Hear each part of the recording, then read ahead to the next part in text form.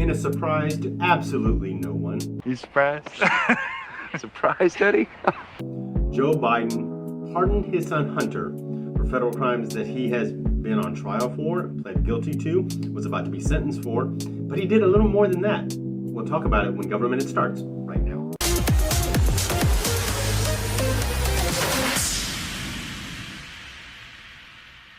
Hello Raindrops, new subscribers, and old friends. Welcome back to Government It, Minutes That Matter. This is Mr. A here to talk to you about some more government stuff in only the way we can, nice and intimate, and we can talk about things and discuss things. You see down below in the comments, you can discuss. You can send me an email. Check out that email address down below and let me know what you think. By the way, new subscribers, thank you so much. Had quite a few in the last couple weeks. And I want to say a special thank you to Mark. Mark was my former student, and I ran into him at the store a couple nights ago, and I gave him my business card. And before I left the store, he had subscribed. So thank you, Mark. I really appreciate it. Now just tell your friends and family. As always, this video is dedicated to the glory of God who blessed this land. In case you haven't heard, after the election, you got kind of tired of following the news for a little while. You want to take a break, maybe pick up after the new year. Well, in case you haven't heard, President Biden has pardoned his son Hunter for crimes that he committed against the United States. Now, Hunter Biden, one of Joe Biden's sons, was convicted on felony charges related to the purchase of a gun, and he pled guilty to a gun charge, basically lying on an application for a gun. And so he was going to be sentenced for that soon, December 12th, if I'm not mistaken. And so on December 1st, Joe Biden gave Hunter Biden a pardon.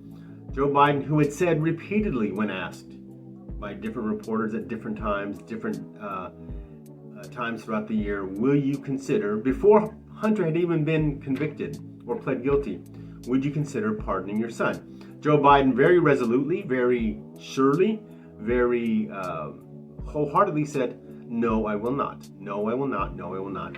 Till we were all blue in the face to match Joe Biden's hair. Joe Biden, not only did he pardon Hunter for those two crimes in question, the crimes that were pretty much in the bag. The prosecution was in the bag. It was going to be sentencing, and he pled guilty. So all this kind of stuff. Not only did he give Hunter a pardon for those, check this out. He gave a pardon to Hunter, which covers any federal crimes by Hunter Biden from 2014 to 2024. Now, generally speaking, pardons are given for crimes that have already been there's been a determination of guilt, and so the pardon basically says, okay, I'm going to pardon you this crime, specific crimes.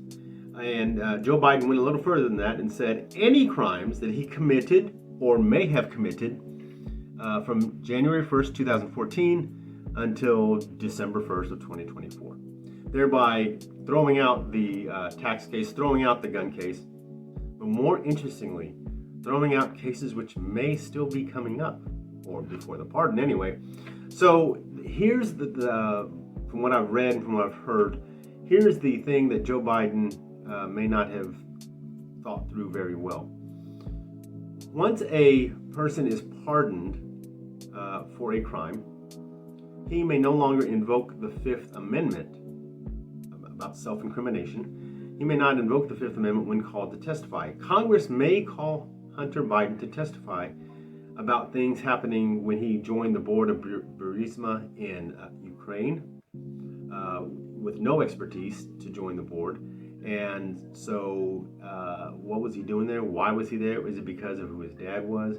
And if so, was there any special favors granted, any payoffs, anything? So now Hunter Biden, if called to testify before Congress, cannot plead the Fifth Amendment, cannot refuse to answer on the grounds of self-incrimination. So that is going to be interesting to see what happens there.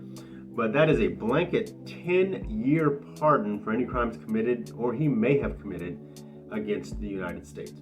When I heard this, it reminded me of another pardon that sounded an awful lot like that.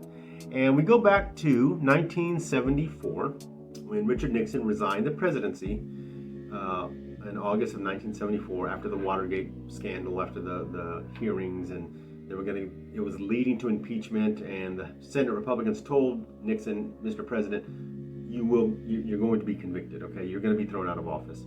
And so Nixon chose to resign. Shortly thereafter, President Ford, his successor, gave Nixon a pardon, and let me read it. It basically says, from the second to last paragraph of the pardon, "Now, therefore, I, Gerald R. Ford, President of the United States, pursuant to the pardon power conferred upon me by Article 2, Section 2 of the Constitution, have granted and by these presents do grant a full, free, and absolute pardon unto Richard Nixon for all offenses against the United States which he, Richard Nixon, has committed or may have committed or taken part in during the period from January 20th, 1969, the very first day of Nixon's second term, to the day he resigned, August 9th, 1974.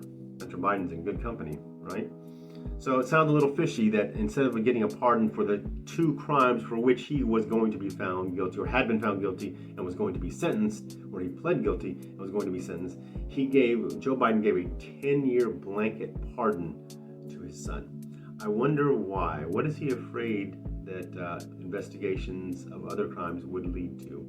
Perhaps other family members, perhaps even himself. I guess now we'll never know. We'll see what happens. Stay tuned. We'll find out what happens. Thank you so much for joining us. I hope you paid attention, because there will be a test at the next election. This is Mr. A reminding you that we, the people, are the government. We'll see you next time.